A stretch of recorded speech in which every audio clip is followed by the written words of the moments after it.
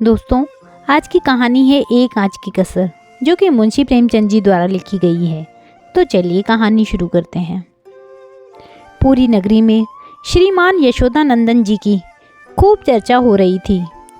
उनकी कीर्ति के बारे में नगरवासी ही नहीं बल्कि अखबारों में तक लोग लिख रहे थे। उन्हें बधाई देने के लिए उनके घर के बाहर लोगों की भीड़ जमा थी। यही तो होती है समाज सेवा, जो इंसान को इतना मान सम्मान दिला दे। ऊंचे विचार के लोग अक्सर ही अपने समुदाय के लोगों का सिर इसी तरह से ऊंचा कर देते हैं। अब कोई किसी को यह नहीं कह सकेगा कि नेता सिर्फ बातें बनाते हैं और काम नहीं करते। इन्होंने ऐसा कार्य करके साबित कर दिया है कि ये धन दौलत से ही धनी नहीं है, बल्कि सोच से भी धनी है। यह चाहते तो अपने बेटे की शादी में दहेज भी ले सकते थे, लेकिन अपने सिद्धांत पर किसी तरह से खड़ा रहना चाहिए, यह इन्होंने पूरी दुनिया को सिखाया।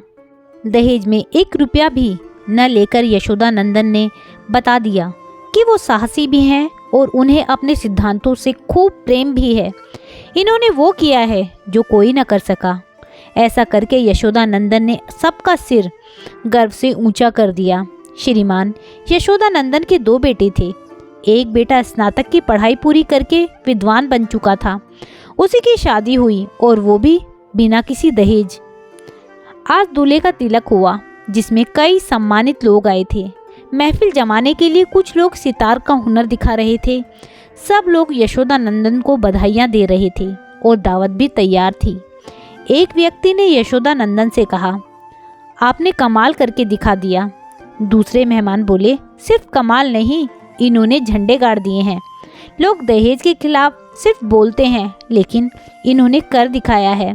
फिर तीसरे अतिथि कहने लगे, लोग पहले दहेज ले लेते हैं, फिर उस पर पर्दा डालने के लिए कहते हैं कि मुझे नफरत है दहेज से, लेकिन लड़की की दादी, माँ या कोई तीसरा नहीं माना।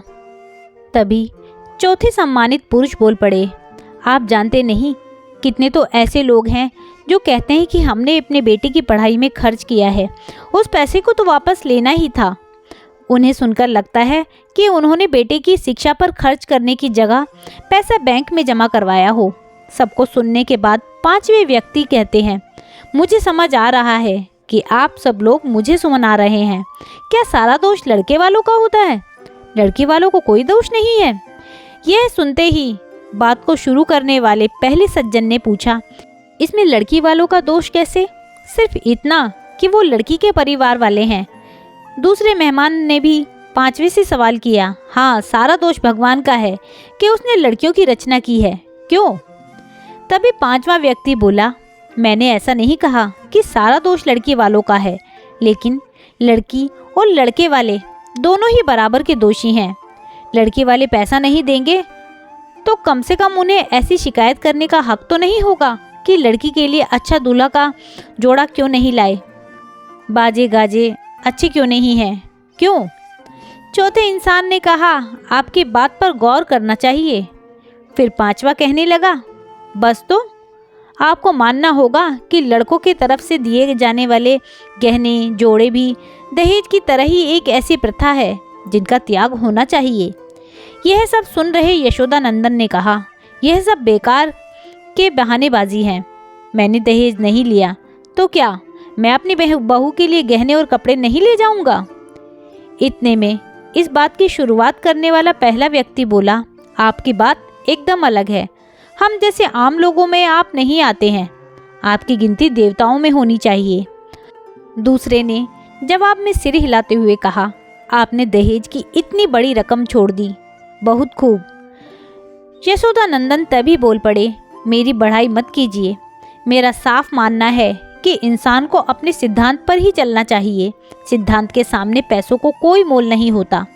मैंने भरी सभा में कभी दहेज जैसी कुप्रथा के बारे में कुछ नहीं कहा, लेकिन इस प्रस्ताव पर कॉन्फ्रेंस में मैंने हामी भरी थी और मैं इससे बंध चुका हूँ। मैं चाहकर भी दहेज नहीं ले सकता हूँ। मेरी आत्मा मुझे कभी ऐसा नहीं करने देगी, और कभी ऐसा कर लिया तो मुझे मानसिक रूप से इतनी पीड़ा होगी कि मैं सहन नहीं कर पाऊंगा। 5वां व्यक्ति एकदम से बोल पड़ा, आपके इस कार्य के लिए कॉन्फ्रेंस में आपको सभापति नहीं बनाया गया? तो गलत होगा। यशोदानंदन जवाब देते हैं, मैंने दहेज न लेने का फैसला खुद के लिए किया है। इसके लिए मुझे किसी तरह की पहचान मिले या नहीं, कोई फर्क नहीं पड़ता। इसी बीच शाहजहांपुर से स्वामी दयाल तिलक लेकर आ गए। सभी उन्हीं के इंतजार में थे। उन्होंने पूरे रीति रिवाज के साथ तिलक किया। उसके बाद दहेज को कुप्रथा बताते हुए यशोदानंदन भाषण देने लगे। साफ पता चल रहा था कि उन्होंने भाषण की पूरी तैयारी कर रखी थी। उन्होंने कहा कि पहले दहेज जैसी कोई प्रथा नहीं थी। बादशाहों के ज़माने में से यह कुप्रथा शुरू हुई। उस समय सारे नौजवान युवक सेना में चले जाते थे, जिससे लड़के कम होने लगे और दहेज से लड़कों का तोल मोल का चलन शुरू हुआ। अब यह कुप्रथा इतनी बड़ी हो गई है कि मेरी छोटी सी कोशिश को लेकर इतनी ज़्यादा चर्चा हो रही है। मैंने किसी तरह का असाधारण कार्य नहीं किया है। हर कोई यह काम कर सकता है। यह प्रथा जल्द से जल्द खत्म होनी चाहिए। यशोदानंद का भाषण थोड़ा लंबा था, लेकिन लोगों ने उनके खूब तारीफ की। इसके बाद उन्होंने अपने 7 साल के बेटे परमानंद के हाथ में एक पत्र देकर उसे मंच पर खड़ा कर दिया। शायद वो बताना चाहते थे कि उनके घर का सबसे छोटा बेटा भी कितना बुद्धिमान है। वैसे सभाओं में छोटे बच्चों द्वारा अभिनंदन पत्र पढ़ना आम था।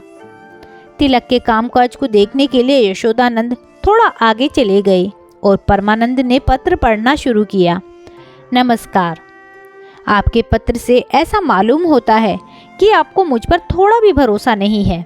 मैं कसम खाता हूँ कि पैसों की बात इतनी गुप्त रहेगी कि किसी को कुछ पता नहीं चलेगा। वैसे इसे राज रखने से आपका खूब नाम होगा, लेकिन मेरी काफ़ी बदनामी होगी। अब इस लेन देन को गुप्त रखने से मेरी जो बदनामी दुनिया में होगी, उसके लिए आप 25 में से 5 कम करने की मुझ पर कृपा करें। भले ही यशोदानंदन दूर था, लेकिन उसके कान में 25 से 5 कम करने वाली बात पड़ गई। यह सुनते ही वह दौड़कर अपने बेटे के पास गया और कहने लगा कि नालायक, यह क्या पढ़ रहे हो? यह तो कुछ कानूनी कागजात हैं। यह सुनकर एक व्यक्ति ने कहा कि पढ़ने दीजिए ना, ऐसा कानूनी कागज हमने कभी नहीं सुना, और इसे सुनने में जो मज़ा है वो बहुत ही अलग है। तभी यशोदानंद की बढ़ाई में बात शुरू करने वाले पहले मेहमान ने परमानंद से पूछा, बेटा तुम्हें यह कागज़ कहाँ से मिला? उसने जवाब दिया, मेज की दराज में यह रखा हुआ था। इन्होंने मुझे पहले ही कहा था कि कमरे में पत्र रखा है, पढ़ लेना। जब पढ़ा तो गुस्सा करने लगे। यशोदानंद ने कहा, नालायक, वो यह कागज था, इसे मेज के ऊपर रखा था मैंने। तुम्हें किसने दराज खोलने के लिए बोला था? इतना कहकर गुस्से से यशोदानंद अपने बेटे परमानंद की तरफ देखने लगा। पहले व्यक्ति ने कहा, साहब ये आकाशवाणी थी, अब कोई फायदा नहीं, सारा भांडा फूट चुका है। तभी अन्य लोग कहने लगे कि यह भी ऐसा ही निकला, चलो अब सब अपने अपने घर चलते हैं। दूसरा व्यक्ति बोला, इसी को तो नेतागिरी कहते हैं, किसी तरह से अपना उल्लू सीधा कर लेते हैं, पता ही नहीं चलता। चलिए चलते हैं अब। यशोदानंद ने लोगों को रोकते हुए कहा, अरे बैठिए, दावत तैयार है, पत्तल भी लग गए हैं, कुछ खाकर ही जाइएगा। तीसरे इंसान ने एकदम पूछा, आपको इस तरह की हरकत करते हुए शर्म नहीं आई? इतना सम्मान जो मिला था वो असली त्याग से मिलता है, इस कदर धोखाधड़ी से नहीं। चौथे व्यक्ति ने कहा, नहीं नहीं, इन्हें धोखाधड़ी से ही मिल गया था सब कुछ, बस एक आंच की कसर रह गई थी सब कुछ में। पांचवा अतिथि बोला, झूठा दिखावा करने वालों को भगवान इसी तरह से सजा देते हैं।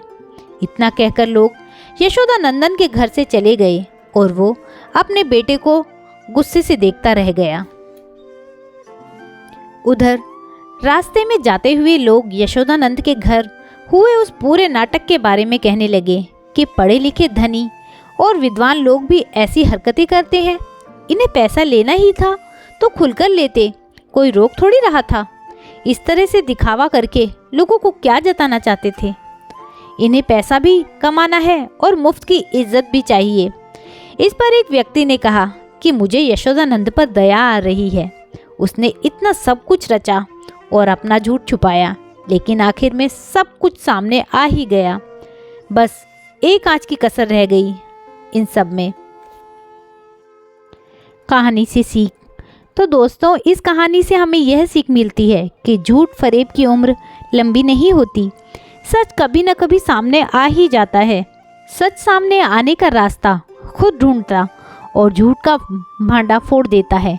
दूसरी सीख यह मिलती है कि दहेज एक कुप्रथा है जिसे किसी को भी बढ़ावा नहीं देना चाहिए।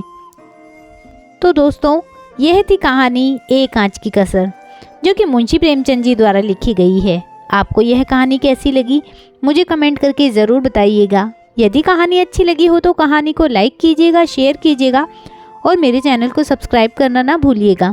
कहानी सुनने के लिए बहुत बहुत धन्यवाद।